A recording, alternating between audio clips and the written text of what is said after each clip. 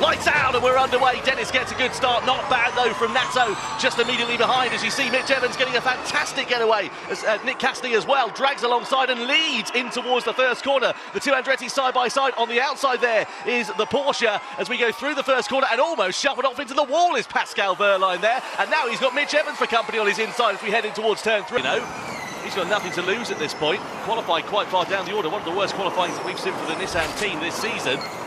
Rowland trying to make amends here in the race. They're all very similar on energy, aren't they? They're all within a percent or two. Dennis and Evans seem to have a bit more than the others, but everyone else within a percentage of each other. And Dennis gets sandwiched, loses a bit of carbon fibre, and now Wehrlein's on his inside as well. There's a bit more contact as they head into... lunge from the DS Penske! That was Van Dorn into the side of Fenestraz, and Verne involved there as well. And if there isn't more damage for Van Dorn than just a front wing, I'll be very surprised it's under his front wheels, and that's going to be his race done. Disaster for Stoffel Van Dorn then, here in Berlin. I was just about to say it looks as if they're being actually pretty clean and tidy, and then it all just took off there, coming out of turn number 6 and 7 and then into 9. That felt a bit unnecessary. Oh, come on. Yeah, Nato, it looks as if they're on the first view that he went in a little bit too quick. The track's so wide here, it's not like we were when we were at Monaco a fortnight ago, and it's a tricky challenge there for Mitch Evans. He needs to get himself in the lead and try and power off and get ahead of Da Costa. Da Costa knows that, and he's going to try and hold on to it. Around the outside goes Evans through turn 3. He's got the inside line as they switch into the right-hander of turn 4. Evans has got track position and now does take over the race lead from Antonio Felix da Costa. Evans doesn't take attack mode on this lap as we look down the inside.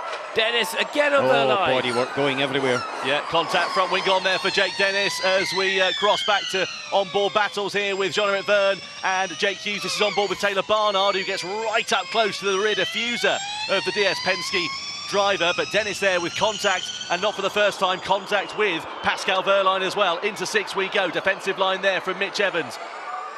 And he goes for a late lunge on the inside. That gap's always going to disappear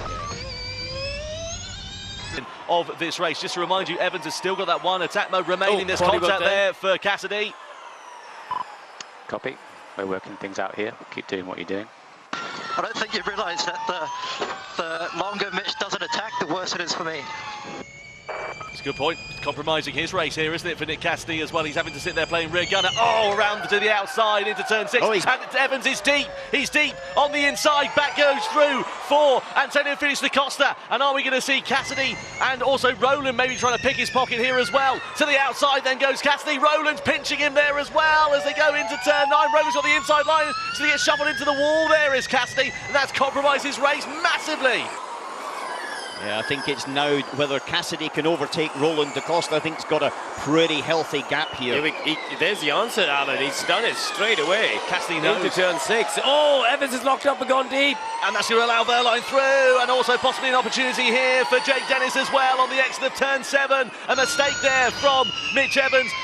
Dennis on the outside. Wehrlein's got trap position and he's going to hold it there, but can Dennis go around the outside? Yep. He can, so Mitch Evans loses 2 places.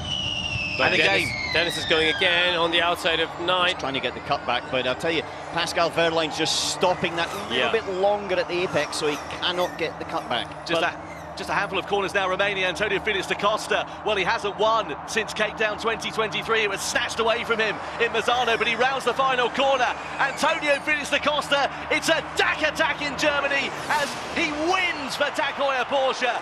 Cassidy finishes in 2nd, Rowland in 3rd, Wehrlein just off the podium in 4th. Jake Dennis comes over the line in 5th position ahead of Mitch Evans and Jehan Deruvala. Yeah, baby, P1. Yes! Antonio Felix da Costa with his first win of 2024 ahead of the championship leader Nick Cassidy. Another podium for Ollie Rowland and Pascal Wehrlein in the 2nd of the factory Porsches in 4th. We got so many guests here, so many people that work in the factory that don't normally get to come to the races. They're here as well. Our board members are here, so it's definitely a special one. And honestly, yeah, tough start to the season, and we've been building a really good momentum, always closing the gap to the championship leaders, and yeah, it feels good to take this one. Welcome everyone to the 2024 2nd today, but today will all be about that man, Antonio Felix da Costa. Don't drop it. A big win for the Portuguese star. Couldn't celebrate last night, but they will now.